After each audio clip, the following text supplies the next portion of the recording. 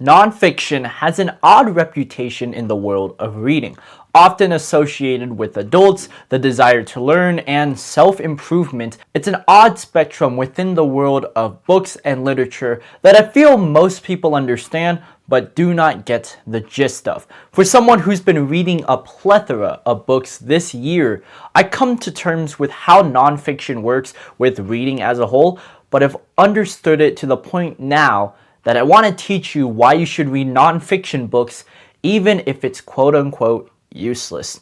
If you don't know me, I'm Arnel Arcega. I'm one of the healthiest authors and writers you will ever encounter. As my mission to make sure people stay on this path of reading and writing, I make sure people improve in these areas as well. If you want personal help in your own stories so I can personally help you write a book, or hell, just make you read more literature, then check out my Instagram down below, DM me, right? And we can get started working. For now, due to this video's nature being a follow-up to my previous one about fiction, it's great to understand what works about fiction, what doesn't, and why nonfiction matters in the long run. Let me cover two of my favorite nonfiction books of all time. The first one I bought several years ago in the case of How to Win Friends and Influence People. It's such an interesting book because this book is so associated with the idea of learning and how we can improve on many areas that may seem performative, but also allows us to think more critically of the space around us. This is often associated with books like Atomic Habits or a book Lighter that I mentioned in older videos on this channel. And I feel though, with this book in mind, there's a unique sense of nonfiction that, to me at least, makes it stand out to fiction books in an infinite amount of ways. A similar case applies to this recent book I bought a couple weeks ago called The Dating Playbook for Men. Both of these books, despite the clickbait nature and title, often gives leeway to why I love nonfiction books so much, especially in a world in which reading is lacking. In these videos, I always mention the importance of fiction books. I've always implemented what they teach you and how well we can escape into a world that's not our own. For nonfiction, it's a whole different area. Nonfiction is a lot more diverse, complex, and vague. For my own honest opinion, I genuinely think nonfiction books are something that I hugely ignored, especially in my past. The first major nonfiction book I've ever read was How to Win Friends and Influence People. This is because, due to its clickbait title and how well it intrigued me, it taught me something that I feel many of us struggle with in reading: the purpose. The purpose of books comes and goes as follows. We want to read a story front to back because we're interested in the concept or the idea. Same case applies for poems, newspapers, and just all kinds of information. But nonfiction books, with a given task delegated from the title alone, makes it unique within the world of learning. As I've explained in previous videos, Talk to Me is a book I've been using to make these videos better. I think about questions added and how well we can implement them as a whole. And with these two books in particular, it allows me to address what I love about nonfiction so much, to the point where I honestly see the arguments of why we should read it. No matter what, I want readers, especially you, to read more books than you do. For someone who hasn't touched a book for a good while, it's an honest struggle, to me at least, that I feel books are just largely ignored.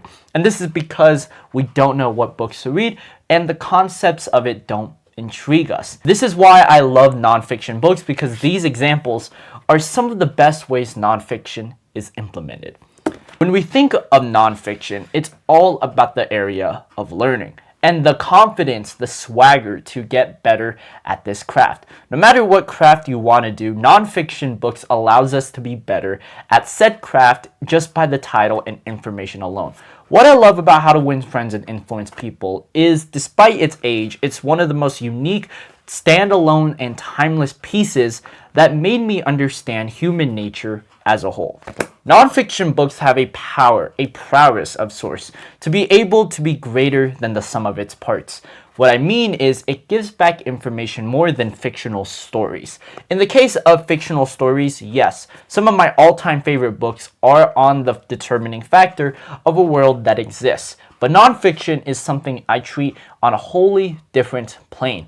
It's all about the idea of learning. It's all about the confidence and the ability to get better at the craft you desire. For my case, when I bought this book back in 2023, it was a huge desire for me to get friends. This was because I was lacking in this field of life and I wanted to be social. There's nothing wrong with admitting the honest truth about that. For many of us, there's a problem we struggle with, and that case similarly applies with a nonfiction title. We want to be intrigued by an idea. One of my favorite books that I don't personally own, but I've seen many of my friends talk about, is The Art of Not Giving a Fuck. What I want to talk about with that book and why I keep mentioning these titles in particular is because nonfiction fuels a different source of entertainment.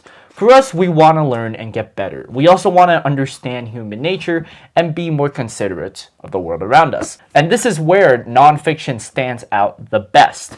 The idea of learning and the confidence to learn takes a new toll when we know what we want to learn. The dating playbook for men allows me to think better of my dating life. And that's okay. It's perfectly honest to understand what we're struggling with. That's why nonfiction matters. In the case of reading books, it's all about focus. What we learn is different to what we get. For instance, reading a newspaper, despite being classified as nonfiction, differs and contrasts to fictional stories. And same case applies to these kind of nonfiction books. But what makes nonfiction different from self-help as a whole? It's all about the material we're taking in. I keep on bringing these two facts because these are the core of this video. These books, along with all the writing tools such as the fittingly titled writing tools, has allowed me to understand books on a whole different plane and why nonfiction matters in today's world. Our passion to change the world is all about our sense as intellectuals.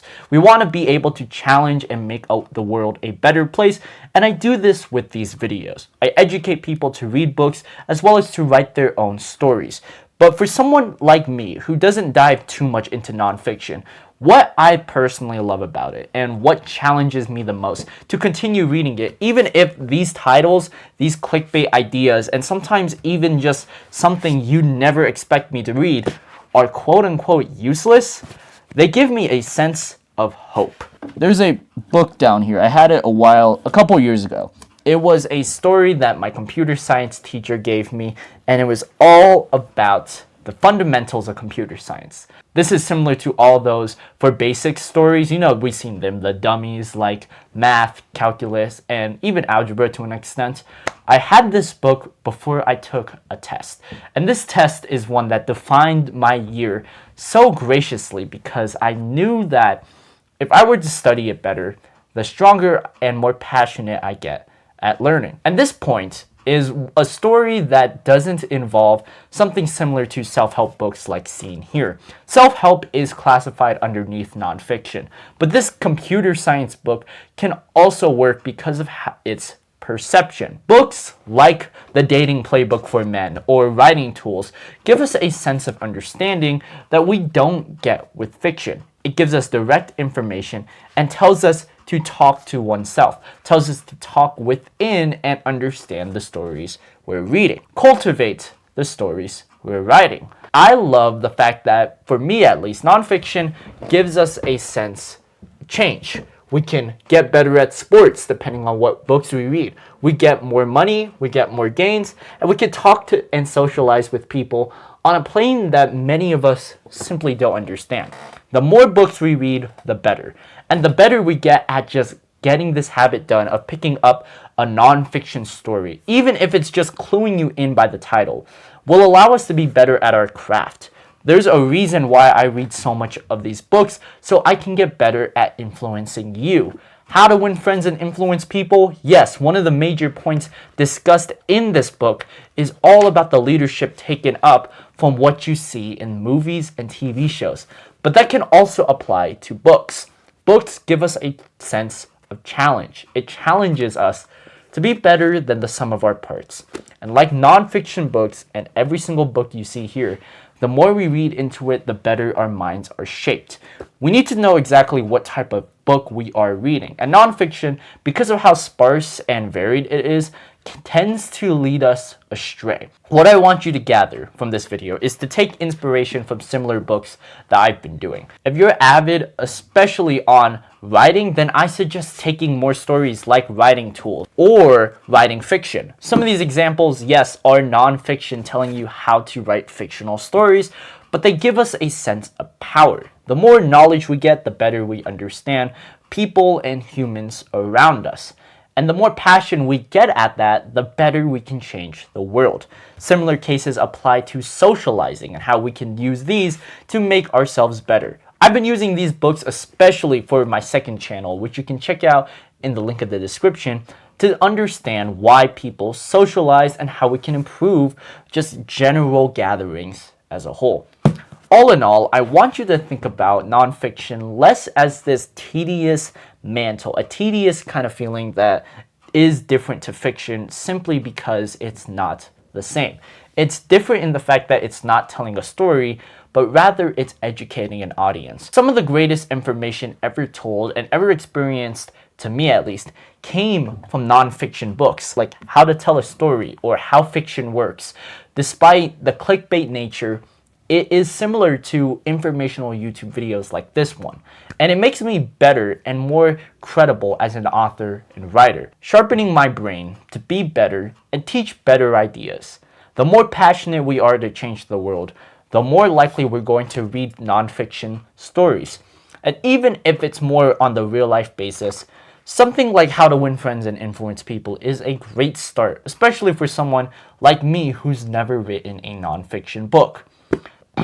That is okay though, because the more we get better at challenging our minds, the less useless it becomes. Newspapers are useless because we as people don't need to be involved in politics as much. What we need to do is get better by ourselves, understand how our brains work, and challenge our beliefs through perception, whether it's from any kind of nonfiction literature.